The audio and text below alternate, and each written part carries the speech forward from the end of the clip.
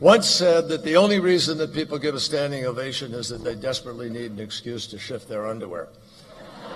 So I have learned to take it with a real grain of salt. I've been in public life for more than 3-4 decades now, and as Joe Biden knows, following anybody is always hard. Following Joe Biden is particularly hard. Blessed to have a terrific friend as well as a great colleague. I am not going to quote an Irish poet, and I do not have a Kerry in India that I know of. But I hope you will all nevertheless embrace the passion that I have always shared for the relationship between the United States and India.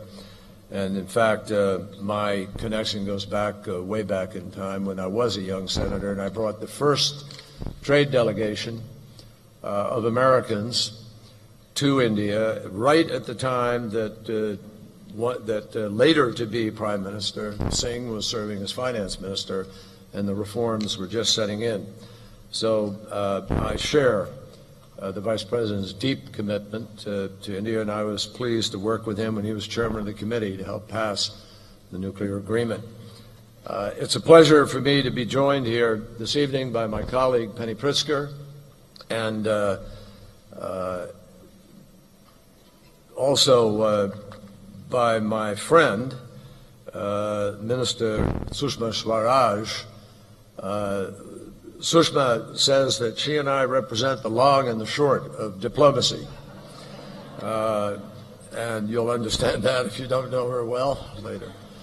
And also pleased to welcome Minister Nirmala Sitharaman. Thank you for being here with us. And we have many other distinguished guests here.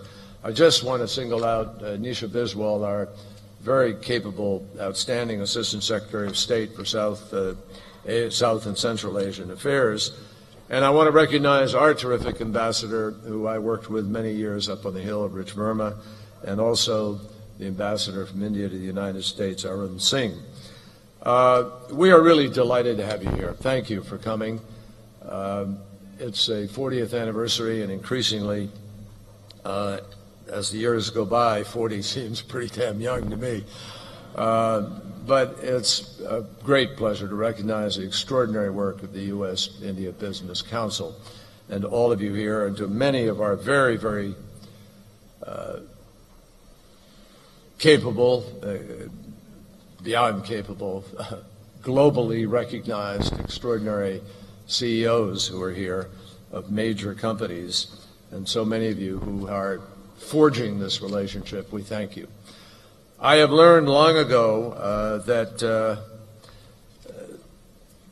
when you are a speaker, and there are several other speakers to come, and there are, because each of my colleagues is going to have a chance to quickly say hello to you, and we are all that stands between you and a meal, I'm not going to give you a long policy speech. The Vice President talked about our policy eloquently, and as he noted, I'll just say to you quickly that the excitement that was reflected last January on Republic Day, when President Obama became the first American to be welcomed as the chief guest, was really extraordinary. And there were times when such an honor for a U.S. official would have been simply unfathomable. But we have entered a new era, as the Vice President said, marked by a rapidly developing network of commercial ties, a deep well of affection that is growing between our two peoples, and a genuine warmth at the highest level. I was at the dinner in the White House the Vice President referred to with Prime Minister Modi, and it was really interesting to watch these two men connect as they talked in quite technical terms and in quite in-depth, detailed terms about the profound technology and transformational opportunities that lie before us. It was fun to watch, I will tell you. And needless to say, you know the world has changed when Diwali is brought into the White House and the President and First Lady dance with children in Mumbai something obviously is happening. Now, I personally felt that when I was at the Vibrant Gujarat meeting, the summit earlier this year. And while there's always room for improvement, it's very, very clear that the climate for bilateral investment and trade has never been better. And that is true in everything from clean energy to aerospace to financial services and movies, where obviously Hollywood and Bollywood reign supreme. It's a great time for innovators, and you heard the Vice President talk about the stunning statistics regarding Indian contribution to American innovation, let alone Indian innovation, and to what is happening today. But the only thing I want to spend a moment on, if I can, and I want to reinforce what the Vice President said on a topic that I've spent 25 years being involved in, and that is this great challenge of climate change.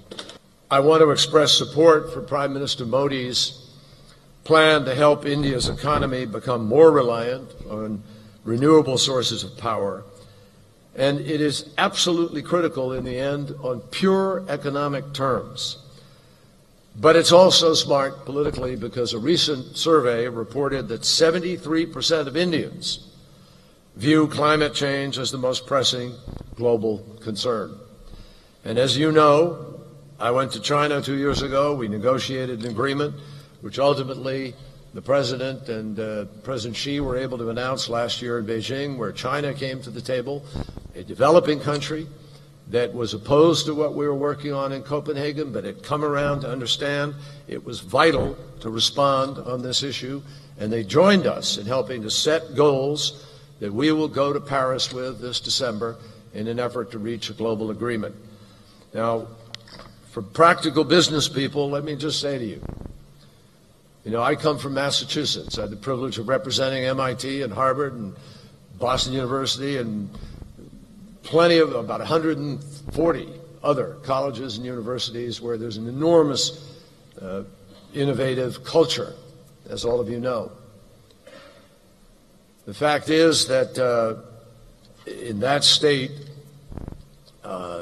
we are way ahead of a number of other places with respect to the understanding of this connection, because in the 1990s, the great wealth that was created in the United States of America, much of it came from there and then again from Silicon Valley, because it was the technology revolution of personal computers, of personal technology devices and communications that created the greatest wealth created in the United States since the 1920s, when we had no income tax. And during that period of time, we were exploiting a $1 trillion market that had 1 billion users. The energy market of today that is staring us in the face, waiting for people to grab onto, is a $6 trillion market with 4 to 5 billion users today, and it will rise to about 9 billion if the statistics are correct over the next 30 to 40 years. This is the mother of all markets. And it is the most extraordinary opportunity to do something that people in public life rarely get the opportunity to do. And that is to get it's one thing when you make a public policy decision. Jane Harman is here, she'll tell you. If you can get one really good plus up out of that decision, you can go sell it to your constituents. This is something where, for the decision to move towards clean energy, you get numerous plus ups.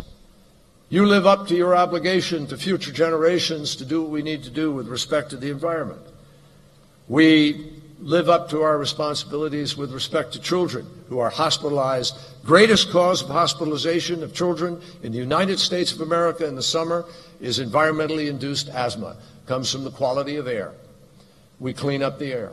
People are healthier, less cancer, less particulates in the air. But you also get the benefit of something called jobs. Millions of jobs waiting to be created in the process of the transition, which is transformative, to alternative, renewable, other sources of energy as we decarbonize over a period of time. And it will take a period of time for those countries that are dependent on oil production and gas production. It's not going to happen overnight. And you also gain security. There's a nation in the world, look at Europe, dependent on one source for gas, held hostage. Does that have an effect on Ukraine? You bet your boots it does. So the possibilities of all of these plus-ups of jobs, your economy, of growth, of making the world more secure, of moving to a new economy, of having independence with respect to energy. It's rare you get an opportunity to sell people that, but it's also very rare that you have to sell it in the context of a 500-year drought, 500-year floods, extraordinary fires demolishing massive areas of wood and communities, insurance rates going up, insurance payouts going up. If people really factored in the true accounting of global climate change costs, you'd have a very different balance sheet than the one that people operate with today. So I just close by saying to everybody here, the strategic and commercial dialogue that we are entering into tomorrow is one of the most important that we have with any country on the planet. We are the largest and oldest democracies. We are the countries of innovation and opportunity. We think alike. We believe in human rights and opportunity for people. We have incredible diversity in our countries and tolerance. We have an ability to be able to build this future. And I believe that, each of our countries this is really an historic mark and moment, because each of our countries came from the same colonial background. Each of our countries is ethnically and culturally diverse. And each is a laborer for peace, and each seeks a world in which the light of the human spirit overcomes darkness.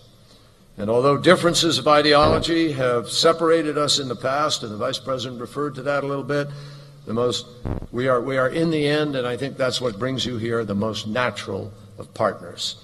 So I hope that we will make the most of the opportunity that is staring us in the face, and I hope that India will be the partner with the United States that helps to get the job done for hundreds of millions, billions of people around this planet who are waiting for people to lead in the right direction and to make government live up to its fundamental responsibilities. Thank you all very, very much. Okay, this man, I like this guy. From White Plains. Amen. Okay? We have a problem in this country. It's called Muslims. We know our current president is one. Right. You know he's not even an American. We need this Birth question. certificate, This is man. question. But anyway, we have training camps growing where they want to kill us. Mm-hmm. That's my question. When can we get rid of We're going to be looking at a lot of different things. And, a lot of people are saying that, and a lot of people are saying that bad things are happening out there. We're going to be looking at that and plenty of other things.